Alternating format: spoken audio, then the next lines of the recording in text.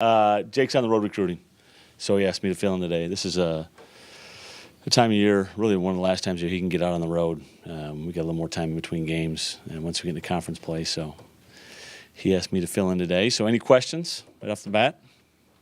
Coach, what was probably the most frustrating thing for the coaching staff with how you played against Iowa State? Yeah, certainly the execution down the stretch in the last 12 minutes of the game.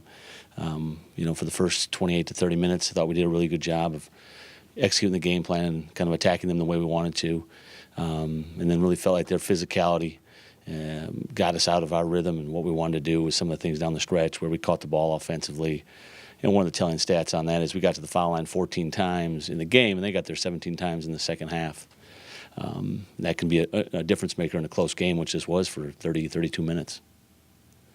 You got Xavier Friday night. Obviously, you saw them twice a year ago. How does this team differ from Yeah. when you faced last year? Yeah, they've got a lot of those guys back. Sumner, their point guard, who was really effective, is not. Trayvon Blewett, a phenomenal player, and he's back, potentially an All-American. So there's similarities, and certainly similarities in how they play. They're a very physical team. They do a great job of executing on both ends of the floor. I think they're a plus 18-point differential between how many points a game they're scoring and then how many they're giving up, which is really high. And it kind of shows the strength that they have. And that's against good competition. They've played some good teams. So to be 10-1 with the schedule they have, we know we've got a really good team coming in. And a lot of similarities, but certainly they have some new faces too. But we can draw on things that happened last year to help us get ready for this one. What is part of that scouting report on them? What do they do? What makes them so good? Yeah, I think the one word that always pops to mind, and really when you start to watch them on film and prepare, as we have the last few days, they're physical and versatile. They're aggressive, and they're not going to give you anything. That really comes to the forefront. And good balance inside out. They've got the ability to score in the paint, and they do that well. Yet they can shoot the ball and space the floor. They're shooting 53% as a team. And I talked about free throw differential in the Iowa State game. A great example of that is them. They're one of those teams that has made more free throws than their opponents have attempted. I think they've made 218 free throws, and their opponents through 11 games have only attempted 200. And that's a telling stat. And certainly in an area of the game where we're going to have to be successful in order to win on Friday. It's a little difficult to get Bennett catches where you'd like to give him the ball on Saturday. What can you guys do? What might Bennett need to do to make sure that it doesn't happen?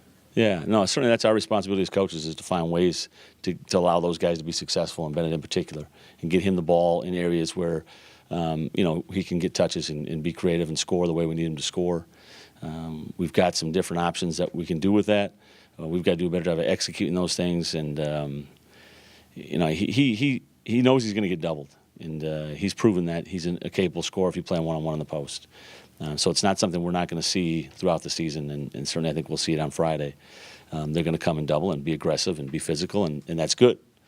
We have to do a great job of playing off of that and putting guys in position to be successful, and I know we will. We have had guys in the past. One of the things that's made our teams good, if you look back, is we've had post players who people have had to double, and then we've been able to play out of that and take that to our advantage, and it's certainly something we have to do a better job of going forward starting on Friday. As far as Wyatt is concerned, in terms of volume of minutes and his ability to shoot the basketball, that was basically his largest volume on Saturday. I mean, going forward, as this situation presents itself, is he capable of playing 30-plus minutes a game right now? Yeah, I think there's really no restrictions, to be honest, at this point. It's just a matter of getting back into shape and getting in a rhythm, and so that was really a highlight on Saturday was how he played and how comfortable he started to look offensively. And we can hopefully build on that from here. And so there's no restrictions on how many minutes he can play. It's whether or not he's in condition to do it and feels comfortable doing it. And I think he has. He's worked really hard, as he always does, to get back into shape. But until you play in a few games, you really can't get into game shape.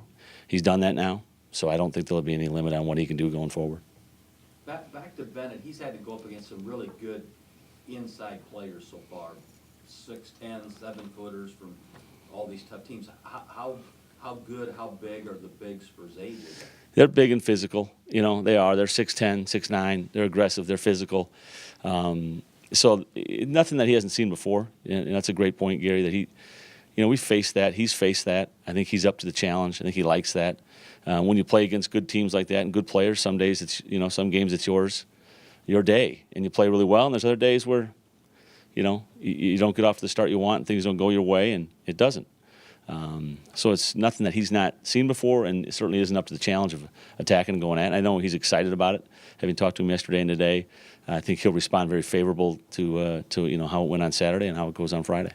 How's Xavier defensively? They're very good, man-to-man team. They give up a little less than 60 points a game, or excuse me, a little less than 70 points a game, and that's a team that plays at a pretty good tempo. But they're going to play majority of the time man-to-man.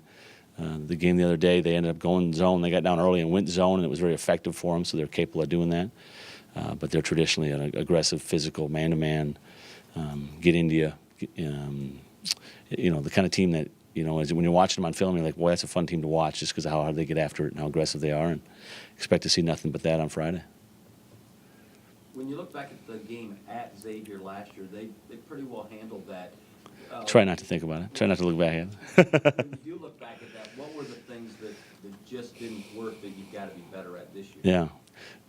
And I've referenced it a few times here. I think that, it's like a heavyweight fight. When you come out and the bell rings and one guy comes out and smacks you and they make the first punch, how do you counterpunch? How do you react to that? And looking back at that game, we had played them really well in the first game and then returned a week later to play them again, which is a unique situation. And they came out and made that first swing, playing at their place, great atmosphere. And we got down and didn't respond well. So I think that's what we can learn is, we're ready for that punch now. I think the guys know what to expect. And, I think we'll counterpunch better than we did last time. How cool is it to have ninth-ranked team like that coming into our house? That's awesome. It's fun. These are the games you look forward to. We don't get that opportunity very often. We're fortunate Xavier was willing to do this home and home, and it's fun to get this into the Cedar Valley, and hopefully the fans appreciate it and come out and support it and watch it and get behind it because our students are obviously going to be gone. That's an important part of it. I mentioned the atmosphere there. It was a fun atmosphere to play in, and that made it harder for us to come back when they got up. And you hope to have that same advantage when you get them here at home and you get that crowd behind you and a chance to play a top 10 team here in the McLeod. It doesn't happen very often, and we're certainly fortunate, looking forward to having it happen on Friday. Talking about recruiting,